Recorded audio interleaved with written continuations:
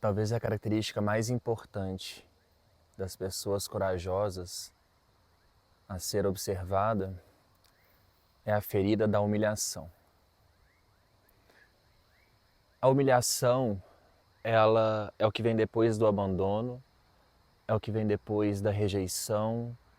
A humilhação é aquela parte que insiste em não te deixar esquecer daquela dor. As pessoas corajosas conviveram muito com a humilhação de nunca se sentirem suficientes, por mais que tentassem. Coisas inacreditáveis aconteciam, coisas impensáveis. Por isso, a ferida da humilhação nas pessoas corajosas, quando convertida na luz, traz tanta resolutividade, tanta prontidão, tanta competência.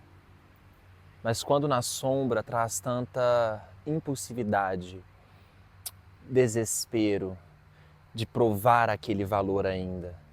Porque, como eu disse, a humilhação é uma ferida que vem depois da rejeição, ela ainda vem depois do abandono.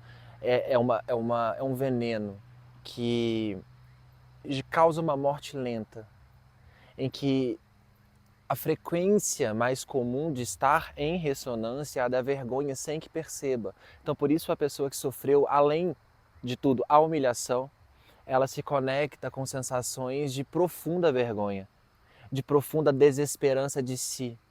Por isso, essas pessoas, elas cogitam acabarem logo com isso.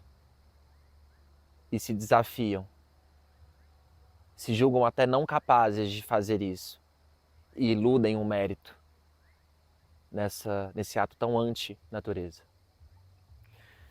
Mas a humilhação, como ferida, ela também ensina muito. Ela traz a oportunidade de lidar com as sombras de uma forma muito peculiar.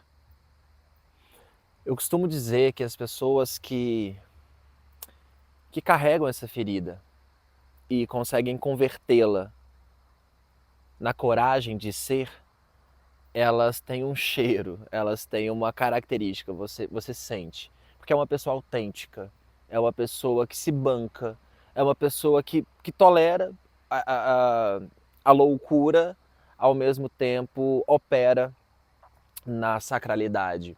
É uma pessoa que você sente uma força.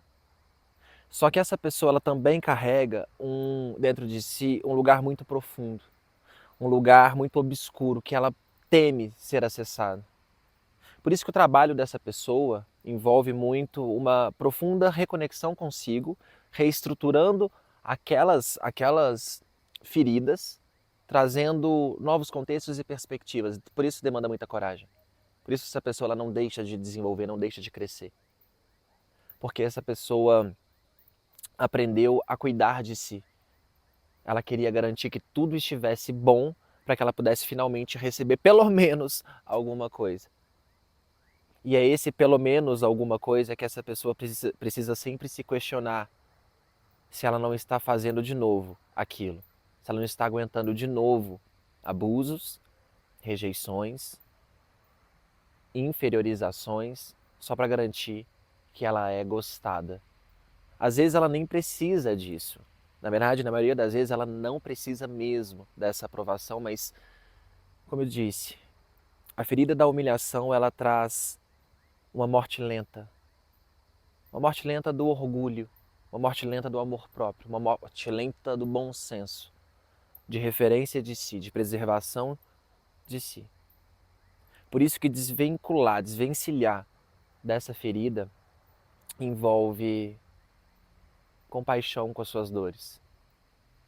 E sentir essas vergonhas sem a vergonha, mas com essa compaixão, com esse entendimento, validando, aceitando, acolhendo, compreendendo, mesmo que demore. Porque essa morte lenta, ela pode ser interrompida quando você para de alimentar a vergonha sentindo esta humilhação. Uma frase que eu gosto muito de citar é que a gente só se sente ofendido com o nosso próprio consentimento. Então, por isso a gente precisa, às vezes, voltar no tempo. Nós, humanos, temos esse poder, né? Nós somos a única espécie que compreende o tempo de alguma forma. Então, a gente pode fazer operações. A gente não precisa de uma maquininha, a gente precisa parar para pensar e vamos recontextualizar. Aquele consentimento que eu dei daquilo que aconteceu. Como eu posso ver aquele movimento lá atrás, aquele abandono, aquela rejeição? Como eu posso olhar para aquilo de uma forma que aquilo tenha me frutificado, aquilo tenha gerado algo em mim, para que aquilo não tenha ficado ali, aquilo não me defina ali, eu não posso ser definido ali. Você não pode se definir por aquilo que te aconteceu. E sim por aquilo que você escolhe fazer com aquilo, então macro para micro. Isso envolve uma grande estrutura emocional, uma grande estrutura mental, o que você, todos nós, somos capazes de desenvolver quando paramos para pensar. Quando nos dedicamos a não aceitar aquela identidade imposta por algo que nos aconteceu. Enquanto não nos rebelarmos com a nossa história, continuaremos sendo vítimas dela. E se a sua história foi uma ilusão de um final feliz, entenda que não existe esse final.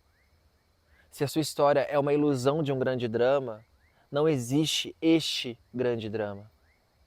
O que existe é você atuando como diretor, roteirista, cinegrafista, ator principal. Quando você convida a si mesma a fazer as partes da sua história, você pega aquela parte humilhada e traz luz para ela, porque ela tem uma sabedoria. E ela vai parar de encenar e vai passar a representar a sua grandeza com humildade, por saber que ninguém é maior, é melhor, ninguém é capaz de apagar a luz do outro, mas com a garantia de uma força interna capaz de se bancar e de transferir ao outro compreensão, apoio, ouvido, luz, para que essa pessoa continue enfrentando as ilusões que a tiram da realidade, de que a vida é lar e de que podemos sim ser amados, quando finalmente entendermos que esse amor primeiro parte de nós para nós mesmos. Quando a gente retira o consentimento daquela humilhação, um dia colocada, a gente consegue trilhar um caminho de realização. Por isso, o autoconhecimento é um processo e não um evento. E por isso que pessoas corajosas têm o poder de transformar chumbo em ouro em qualquer circunstância. Basta parar para pensar.